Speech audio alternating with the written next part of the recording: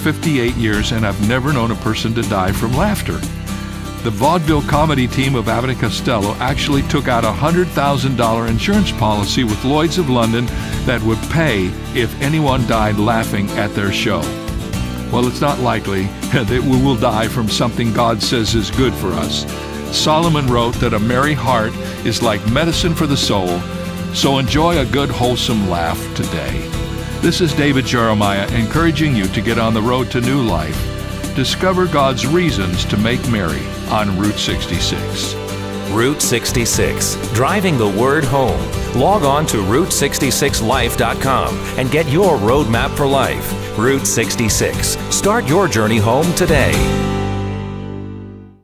The words you are about to hear are taken from letters sent in by members of the Trinity Debt Management Program. Dear Trinity, today I'm making my final credit card payment. Before I came to you, I was in a constant state of anxiety and panic, but now there is hope for my family's financial future. Working with Trinity made me understand that I'm not alone. You really do help people. Your kindness will never be forgotten. Without Trinity support, I would not have achieved my lifelong goal of becoming debt-free. We saved a lot on interest and penalties, of course, but the reward was the gift of human kindness. Trinity has carried me through a very difficult time in my life. You're amazing. I used to feel so anxious and hopeless. Now I feel grace and peace. God bless Trinity as you continue to help others become debt-free. If credit card debt has you down, call Trinity at 1-800-788-1813. That's 1-800-788-1813.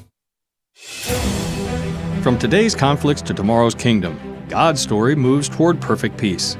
Even our annual holiday feast hint at the coming marriage supper of the Lamb, when all creation will celebrate together. While we can debate whether we'll be vegetarians in the millennium, one thing is certain: God's kingdom brings radical transformation. The predator becomes peaceful, the dangerous becomes delightful, and ancient enemies become friends. This promise of peace isn't just poetic, it's prophetic. Like a child safely leading lions in Isaiah's vision, God invites us to trust His power to make the impossible possible. Today's conflicts don't have the final word. His kingdom comes with a peace that transforms not just human hearts, but all of creation. Now that's a prophecy to feast on. This is Tim Moore with Lamb and Lion Ministries wishing you Godspeed. We're dedicated to proclaiming to as many people as possible that Jesus is returning soon. Find out more at christinprophecy.org.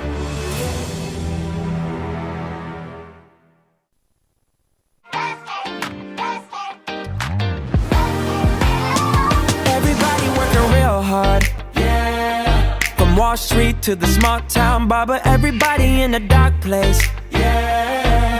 Crying tears like a river run. No umbrella and you're caught in the rain, running low on faith, can I get an amen? This is for when life is coming at ya. Hands up, here's your anthem. If you're having a hard day, ain't no way you're giving up, up, up, up, up. If you're dealing with heartbreak, ain't no way you're giving up, up, up, up, up. Keep your head high, keep on fighting, cause the pressure makes it diamonds. Tomorrow's a new day, yeah. Ain't no way you're giving up, up, up, up, up. Welcome back, friends. That song is Up by Taryn Wells, and I hope that that message encourages you. If you are having a hard day, don't give up. We are here for you. We are cheering for you. We are praying for you. And we're talking with Valerie Ellis about the benefits of reading with your kids. That is a great way to boost your spirit. There are so many relationship benefits and health benefits to reading with your kids. There is science behind this. It helps their brain development. It enhances their language skills. It helps them to emotionally regulate as they go through the ups and downs of an adventure. It gives them empathy for situations that they're learning about. It helps them just experience emotions, and we can walk them through those emotions. Oh, yes, this character felt angry. Have you ever felt angry? What do you do when you feel angry? There's so many easy ways to translate that, and it really strengthens the parent-child bond. Listen, we are all busy. We are all living at the speed of a smartphone, but reading is quality time in a busy world. And if you've been listening to the show, we have a regular feature we're doing this year called the Declutter Diaries, and I'm sharing with you my journey to declutter. And I'm going to tell you right now, I've already told her, books are going to be way down the list because I am very emotionally attached to my books. But I love reading because it's such a great way to bond with our kids. Now, Valerie, I've read to my kids, I know you did too, all through, even when they were older. And I think this is an important thing because it's not like when my kids got a little older, when they started, my girls got in the tween years, and I started reading them this series of books by Robin Jones Gunn. It's a great series of book for tween teenage girls. It's called the Christy Miller series. And it's just a coming of age story about a girl who loves Jesus and also just feels awkward at school and, those kinds of things. But I remember, just like you were talking about earlier, when I would read to my girls and, we would maybe introduce a new concept, like maybe she was tempted to go to a party and their eyes would get really big, and they would look over at me like, what's about to happen? And it was a great prompt to have conversation. Oh, well, you think that might never happen to you, but it could happen to you. What would you do if that is there? And Valerie is equipping you to have those kinds of beautiful interactions with your kids. If you're watching on the video stream, this is such a beautiful book. It's a hardcover book.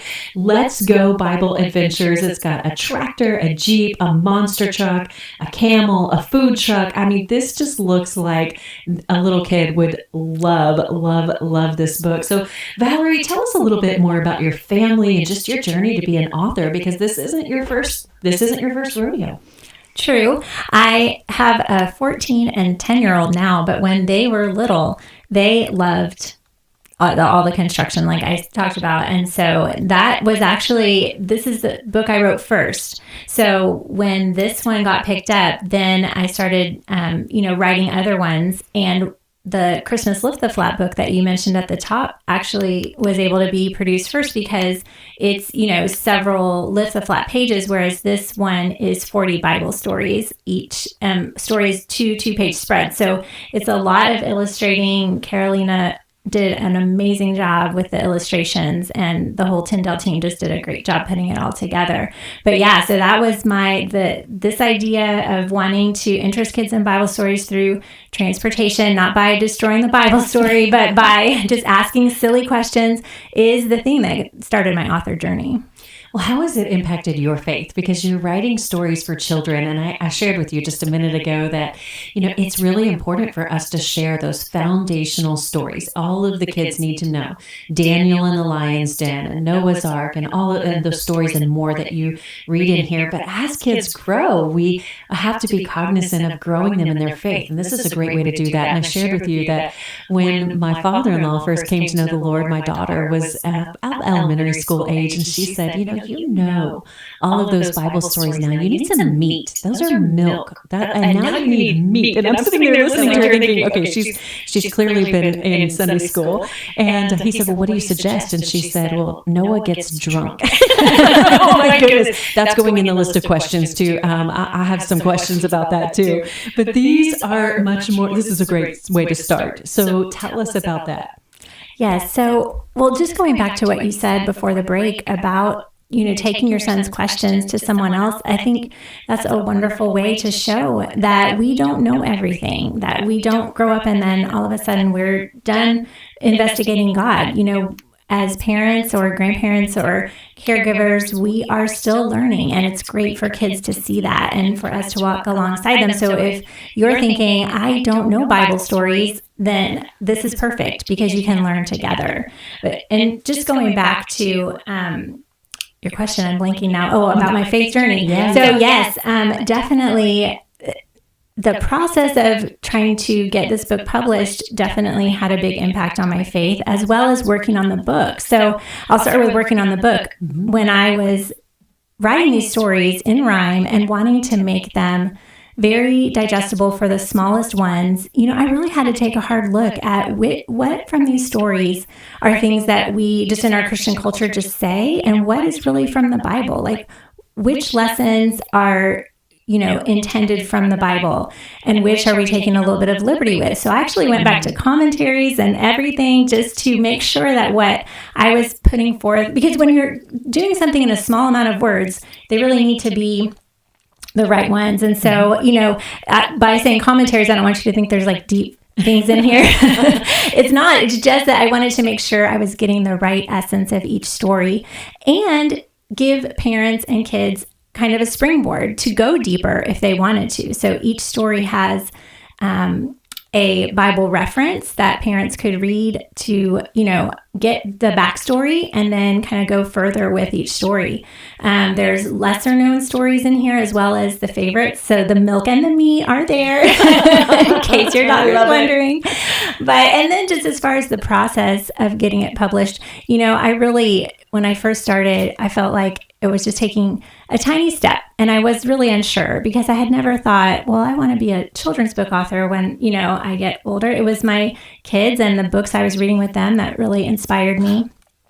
And so I really had to learn to be honest with God. And, it wasn't like I was consciously not being honest with God. I was just afraid to be honest with God because I thought if I go all in and I say, Lord, I want this book to be published, I felt like I was trying to put God in a box. Like I was trying to say, or I was afraid that my relationship with God would become all about this journey, which I didn't want that either. But God showed me like the things I was trying to do to protect my relationship with him were actually harming it. What he wanted from me was just to be honest and take each step at a time and commune with him, and for him to show me like, this is what I'm forming in you. Because no matter what kind of creative project we're taking on or what kind of work we're taking on, we might be forming it, but it's also forming us. Mm-hmm. And so I really learned to like lay that before the Lord, still working on it. But, that was a big takeaway for my faith. Well, Valerie, that was pretty brave, what you just said, that you were afraid to be honest with God, which if you think about it, it's so silly. Because he knows everything, right? He knows all of the intents of our heart. He knows our thoughts. He knows our actions before we even have them, before we even do them. And yet somehow having that open, honest communication with God can be really, really hard. That's something I've also learned in my faith, Valerie. When I wake up in the morning, I feel like I just start a dialogue with the Lord. Like, okay, good morning, Lord. What do you have for me today? And, I was at a funeral for a really beloved lady who lived late into her 90s and was so full of life. And I can't remember exactly what the quote was, but the man who did the service said that he saw a little plaque on her desk that said, Dear Betty, I won't need your help today in solving the world's problems, so you have a good day. But at the same time, he cares about us so intimately. And I was thinking about this too the other day, even just thinking like, oh, do we go before the Lord with this? But if you're a parent, you think about your kids coming to you, you want to know, you want to talk with them, you want to give them good things, you want to meet them where they are. And that's how God feels about us. And that's the lesson that you are giving through this connection in a book and having those kinds of conversations, like when life is hard, because life was really hard for a lot of these characters, we go to the Lord. How do you do that in your family with your kids, getting older and in those teenage years? How do you keep them grounded to their faith? That's such a good connection. And, now I mentioned they're 10 and 14, and I feel like we're at a new stage of building those bonds and building that trust. Just like you said with this Let's Go Bible Adventures, parents of young kids can be doing that with the book, but then that continues to happen. And just this week, I've been thinking about how much open communication is just the key. And, trying to explain to my kids, like, it might feel awkward to tell me something, but it's just going to be worse if you don't, and I feel like the same is true with God. Like, it might be hard for me to admit like what my goals are and what my struggles are, but it's just a lot of wasted energy because he already knows and he's there ready to help, and we can get through it together. And so that's what I try to express to my kids too. Like, it might feel awkward and hard, but we can get through it together. Whereas if you keep it in, that could be a pitfall. I really am feeling very convicted, Valerie, about the connection between reading with our kids and having those kinds of hard conversations. Because so often, one of the most common questions that I get from parents is, how do I talk to my kids? How do I get my kids to talk to me? And I think so often just reading about something that maybe is not directly about you, not going straight to that conversation saying, what's going on? Tell me what's happening. What are you feeling? Why are you feeling sad? Well, let me try to fix it. But just having a conversation about a Bible story, about another character in their life, it makes that habit, I think, of having those conversations just be natural and just coming through story time and thinking, okay, I experienced something like this, because we could be looking at these Let's Go Bible Adventures and thinking, how does this ancient text relate to modern day life? And so how do you facilitate conversations that say the Bible is God's truth and it is just as relevant, even though they didn't have monster trucks, which, maybe they had their own kind of version of that. I don't know. But maybe even if they didn't have that, how do we connect those ancient truths to our modern day lives? Well, I think one of the keys is what we've been talking about with story, and how stories affect our brains and, cause us to have empathy and to get into problem solving mode. I was talking to a group of children's pastors about how sometimes when we read the Bible to kids, we are just looking for the lesson. Whereas, I really feel like God definitely intended lessons, but also the story. The story is sometimes glossed over because we're trying to get to that end, or because we're so familiar with it, that we know the ending, we know it works out, or we know what happens, but trying to look at it through fresh eyes. So like maybe an author would, when you are trying to tell a story to any age of person, what kind of things do you bring out? You talk about the sensory details, you talk about the emotion, you talk about the motives of the characters and how they grew. And you talk about, like you are saying, what they're going through, and looking at a Bible story that way, even if it's with a very young child, you could talk about, I wonder what this character is feeling, and it helped them remember that this resolution wasn't guaranteed when the character was going through it. And it's just such a great way to engage as a family and really, get that storytelling benefit from the Bible stories and not just the lessons. I think that's something that we can learn from Jesus, because he was such a good storyteller. I mean, you think about the parables that he told and the story of the prodigal son. If you think about that, and especially I think this is why it's really important, Valerie, that you emphasize that you wanted to make sure they were biblically sound, because we want to make them applicable to our modern lives, but not take away the theological truths of Scripture. That is really, really important. And there are some resources that can do that. And that's something that parents should be aware of and prayerful about as they're choosing resources to come into their home. But I feel like the more that I learn about, the cultural context, the historical context, the more you can see how the storytelling that Jesus said was so vivid, was so powerful. I mean, imagining the prodigal son just coming, being in the pig pen, literally, and then coming home with a fatted calf. Jesus did this. And so I feel like he gave us that example. Well, what do you hope that families will take away from Let's Go Bible Adventures, Valerie? Well, I think a lot of what we've just been talking about. And the first thing is having those fun family moments. We build our faith on our family culture. So just creating a culture of fun and love and openness. But then also a main theme through the book is, though our world has changed and, they may have had oxen and carts and we have monster trucks and helicopters and all kinds of different things, but God's love never changes. It stays constant, it stays secure, and it's for us. Well, I'm writing that down because that was a really good thing that you just said. We build our faith on our family culture. That is so very true. And so just building in to everyday life, just having a culture of reading God's word together. And even now, my kids are adults, but one of my children and my husband are reading together C.S. Lewis, which, let me tell you, that is meat right there. That will make your brain do gymnastics. But they're still having those rhythms that they started early on, where he would read her Bible stories and they would talk about it.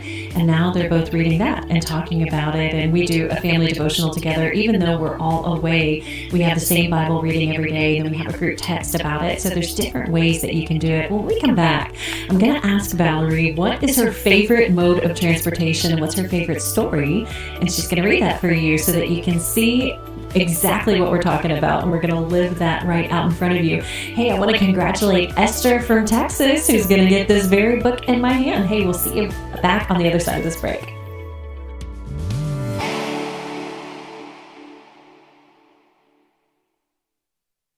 Thoughts of the child you were carrying keep pouring over in your mind. A deep, unrelenting sadness overshadows your days, and you wonder if you will ever feel whole again. There is hope and healing from a reproductive loss. Call the International Helpline, 866-482-LIFE, and talk with someone who has been where you are. Your call is confidential, and we will help you find healing. 866-482-LIFE. What we believe about the Bible is based on what we believe about its source. The God Who Speaks, the award-winning documentary from the American Family Association, is now available in a special limited edition DVD set. This release includes a Sunday school curriculum and 2 hours of additional footage. Go to thegodwhospeaks.org to get your copy today. thegodwhospeaks.org. Hello, everyone. I'm Tim Wildman, president of American Family Association and American Family Radio. Hey, just returned from the presidential inauguration of President Trump and Vice President Vance. And let me tell you something, folks. There's an excitement in the air among millions and millions and millions of Americans who are ready for some common sense changes to come to our country. Guess what? We're going to Washington, D.C. again for our Spiritual Heritage Tour in June and September. We're over halfway full. If you want to go with us to see our nation's capital from a distinctively Christian heritage viewpoint, then you need to contact us. You need to go to wildmangroup.com, WILDMON group.com. We're also going to Colonial Williamsburg, Jamestown, and Yorktown. It's going to be a lot of fun. We're going to Boston in October. For information on any of these tours, go to wildmangroup.com, WILDMON group.com. We're going to get through it. When this mom ended a bad relationship, she found out she was pregnant. After the father told her to get an abortion, Julia was confused and didn't know what to do or who to talk to. I just knew that if I got an abortion, a part of me would be broken. Julia was referred to a preborn network clinic where she was counseled and supported with the strength she needed to choose life. I couldn't imagine my life without him. Because of them, he's here. We're going to get through it, and it's going to be okay. Preborn provides hope, love, free ultrasounds, and the gospel in action to moms like Julia. To learn more about their life-saving work, dial pound 250 and say the keyword baby. That's pound 250 baby, or visit preborn.com/AFR. That's preborn.com/AFR. All gifts are tax deductible.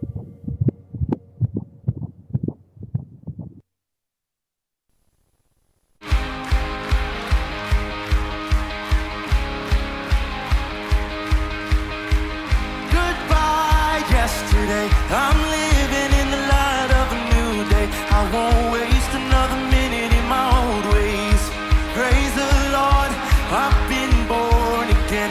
Goodbye yesterday. I'm living in the light of a new day. I won't waste another minute in my old ways. Praise the Lord, I've been born again. Welcome back, friends. That is Goodbye Yesterday by Elevation Rhythm, and we are looking at tomorrow is the end of January, and I don't know about you, but it feels like January has been so long and so short at the same time. And I was talking to my daughter this morning, and she said, yep, I looked at my calendar and I thought, wow, it's January 47th already. And that's kind of how it feels, right? Isn't that good? And I thought, yeah, that's how it feels. It feels like it's been forever, and yet yesterday was Christmas, and I may or may not still have a Christmas tree about 18 inches to my right. Valerie, do not confirm or deny that at all. Do not tell my secrets, because I'm waiting to say those on the Decluttering Diaries. But I've got Valerie Ellis in studio today, and I am thankful for her. That is something that I'm focusing on this week, being thankful. I hope you join in tomorrow. It is Ask Dr. Nurse Mama Friday, and we'll be talking about our healthy habit of the week, which is gratitude. And it is so powerful.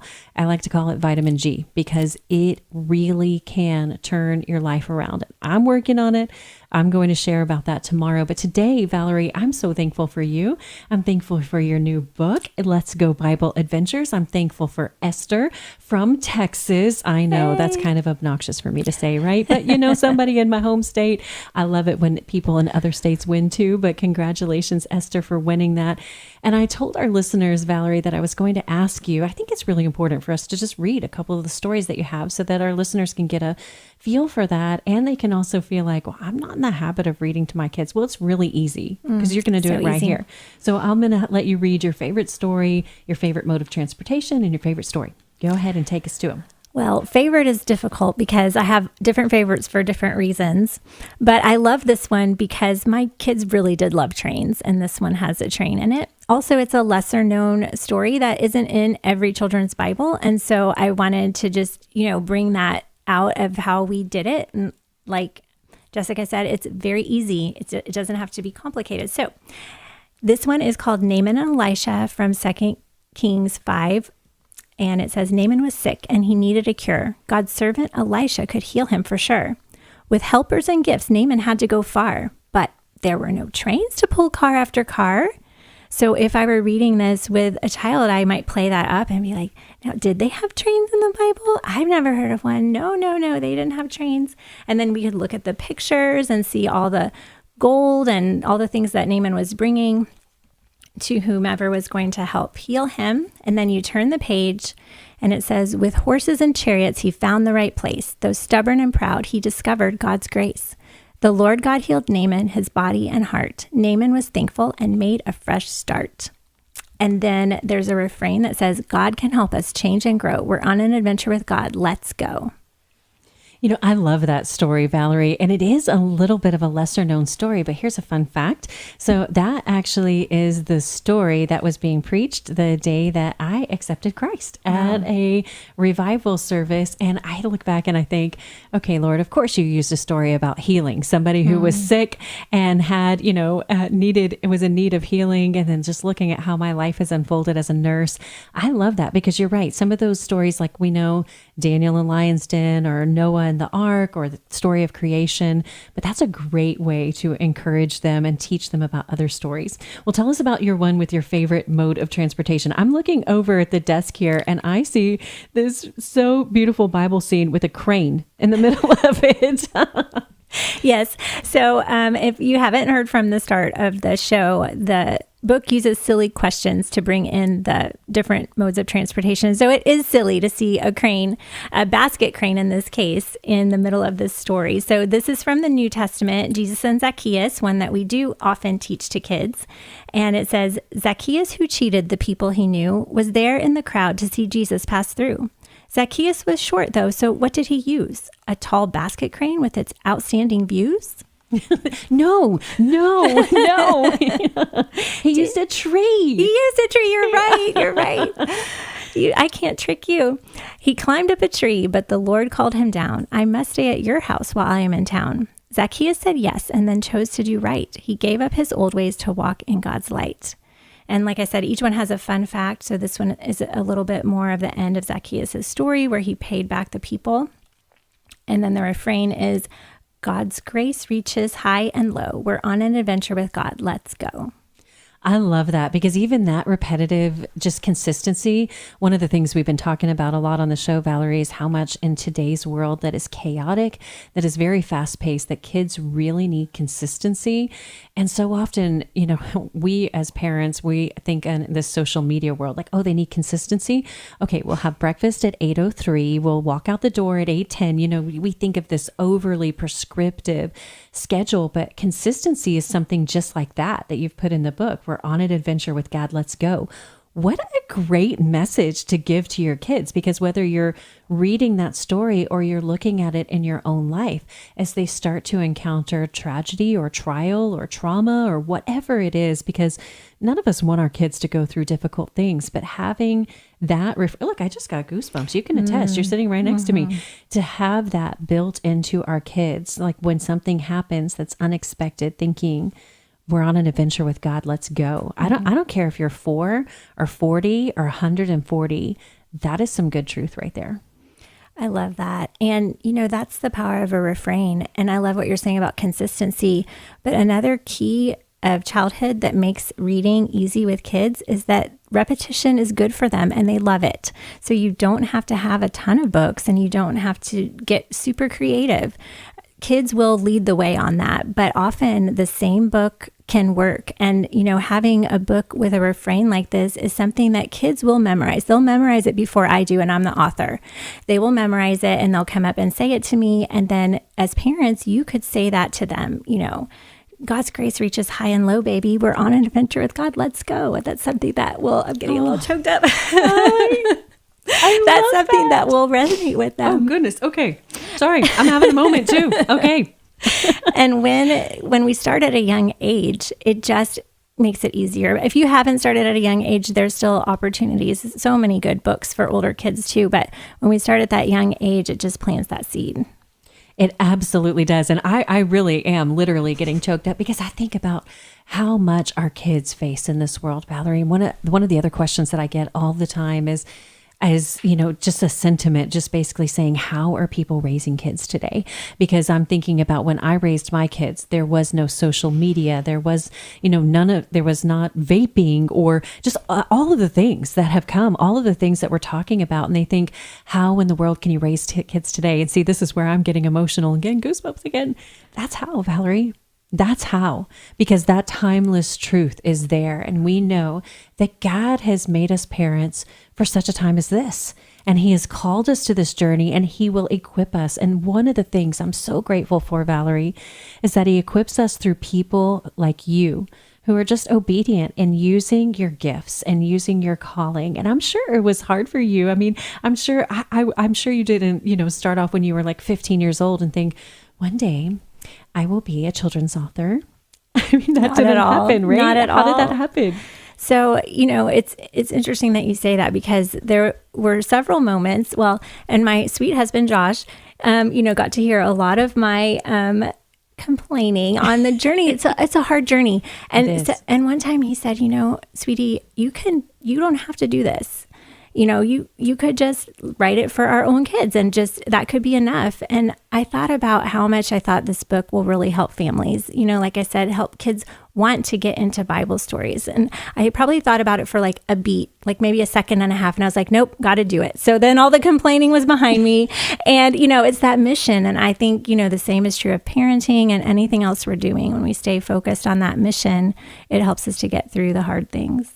It absolutely does. So what encouragement would you give? Because I feel like, Valerie, there are some people out there who have some creative gifts, who have that little vision, or maybe it's a big vision that God has given them, that maybe they could use their talents to help, just exactly like you're doing, just give us tools as parents to help grow our kids' faith. What encouragement would you give to the person who's just thinking about that, but hasn't really taken any steps in that direction? That's such a good question. And I love to encourage people in that because, like I said, I never thought that I would do this.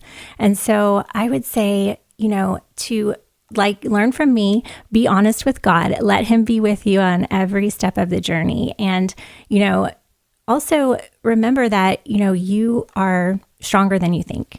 And when those times come where it is difficult, also remember that God is forming us in this journey. So we're forming our creative work, like I said, but he is forming us. And so sometimes the fruit is what's happening in our own hearts when we can't see the fruit yet on the outside. But yeah, keep going because it's not easy, but God is with you.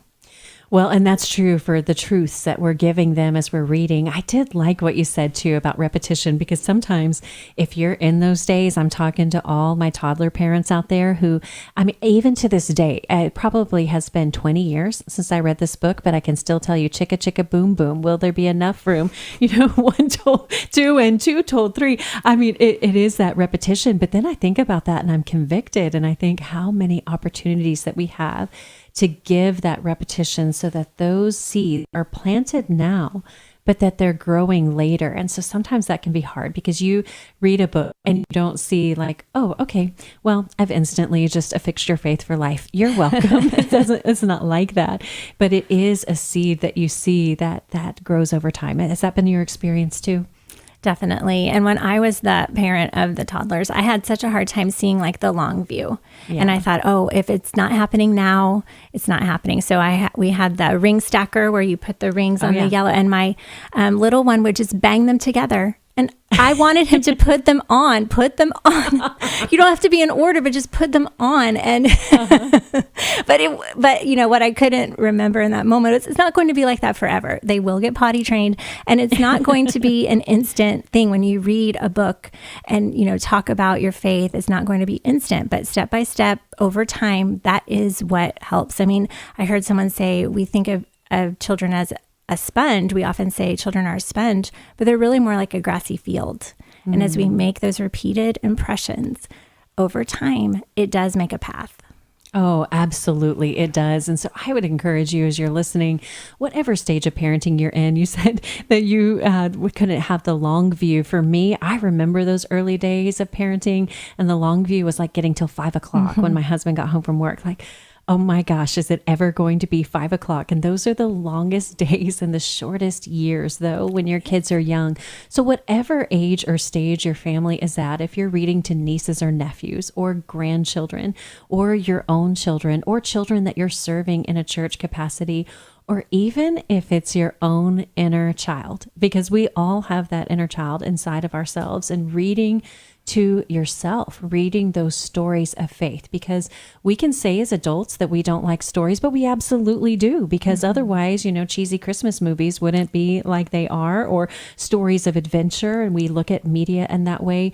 But we need to be reading the stories of God's word to nurture our own hearts and souls. And I think that too, don't you?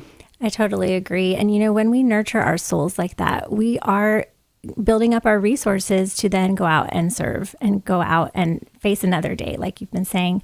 So definitely, I think that we can take in those stories, and it might seem like in the moment it's just for healing ourselves, but really God will make it for the world too. And, reading provides a really good bit of emotional security too. There's just something about the voice. I mean, I think even about my granny, who I talk about all the time, and I'm not even sorry, not even a little bit. I will talk about her for the rest of my life, but she read to me a lot, and I can still hear her voice saying exactly those messages of faith, even saying something like, we would talk about something that was difficult, and she'd say, Jessica, this is just all going to be burned up in the fire. It's not going to matter one day. And that's such a silly way of saying it, but I can hear her voice, and it reduces your stress. It lowers your cortisol levels. It helps you sleep better, especially if you read before bedtime.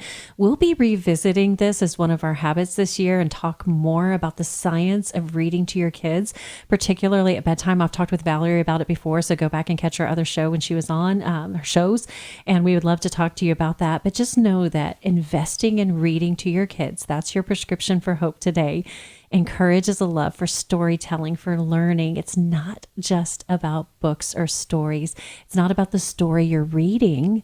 It's about the story that you're writing in your family, and that relationship story that is forever. And so I just pray that you will do that. And I pray that you'll join us tomorrow as we talk more about gratitude.